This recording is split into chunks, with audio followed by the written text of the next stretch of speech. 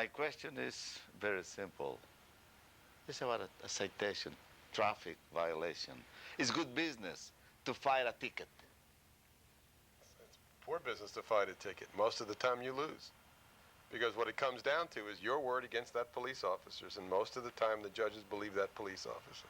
You recommend that anybody that gets a moving violation, a ticket, to pay it and save time?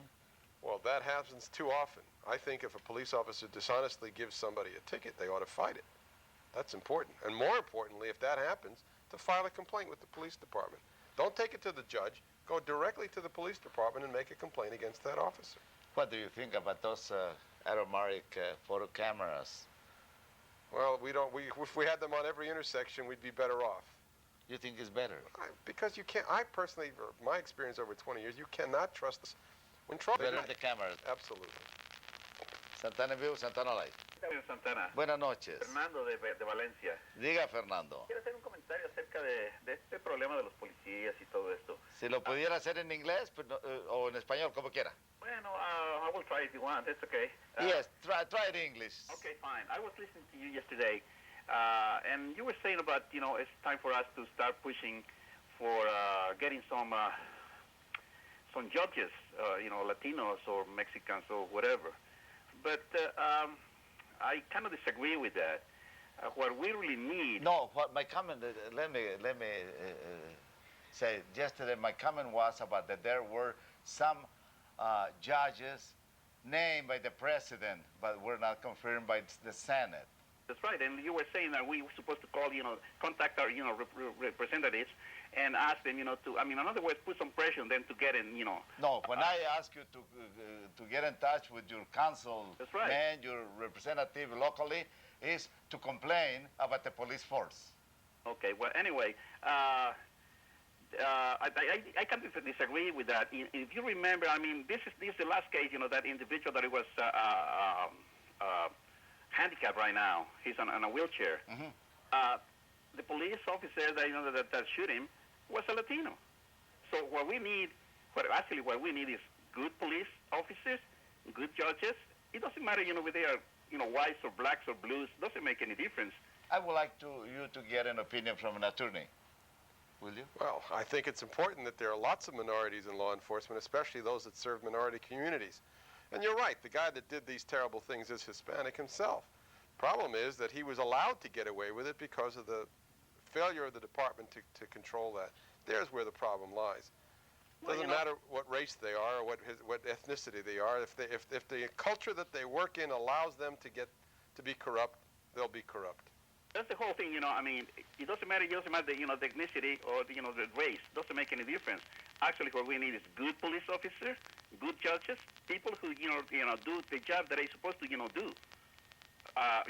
It doesn't make any difference what race they are, as long as they are honest, because that's what it counts. Well, I couldn't agree more. So that was my comment. Okay, thank you very much. Okay. Bye.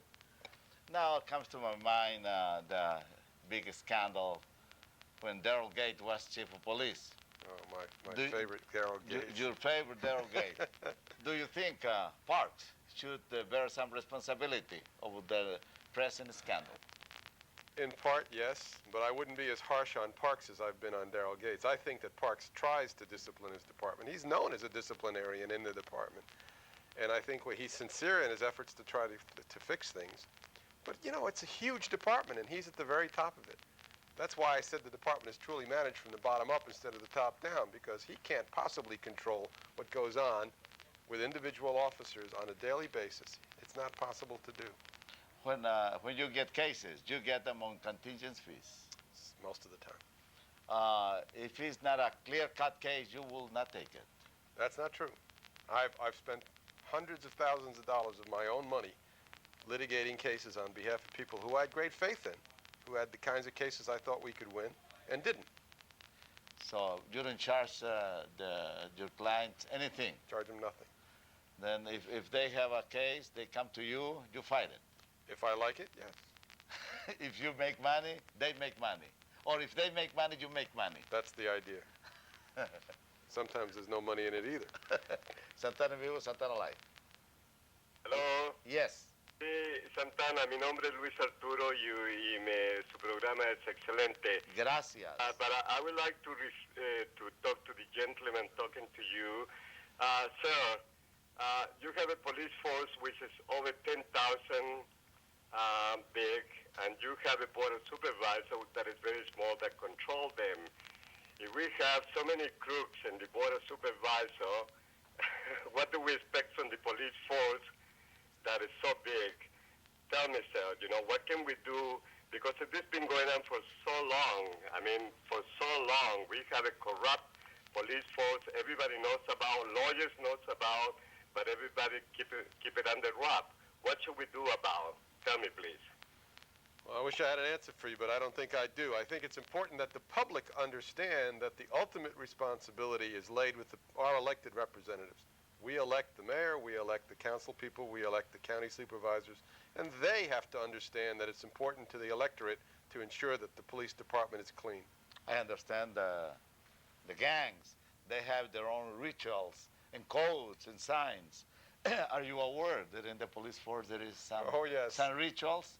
Sometimes I like to describe it to my juries as the only gang that was present are the ones in the uniforms. Does the word Vikings rings a bell? Yes. The Vikings were one of the gangs within the sheriff's department. There are other gangs in other agencies, not in just LAPD, but in the sheriff's department, Long Beach Police Department, other agencies that I can think of. The general public is not aware of it, isn't it? Oh, no. In fact, the public never equates gangs with police. The fact is there are gangs within police departments that the public doesn't even want to recognize or are reluctant to believe, and yet there's proof that there is such a thing.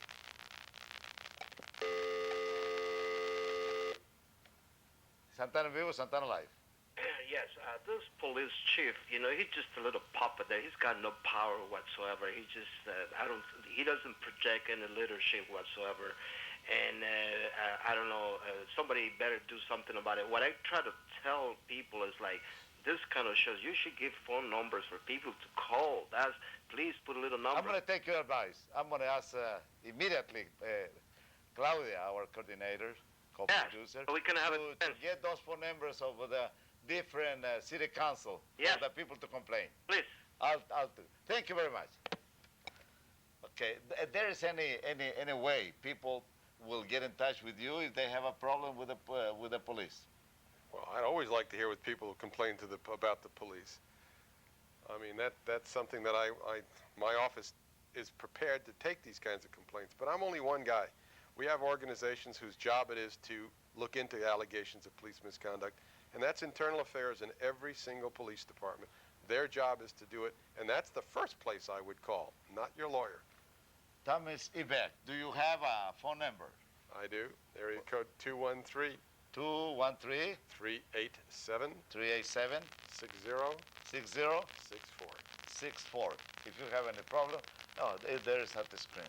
Any last word before we say goodbye? Nothing. Just thanks for letting me be here. Thank you, Mr. Beck. Muchas gracias. Que Dios les proteja y que la vida le regale su esperanza. Buenas noches.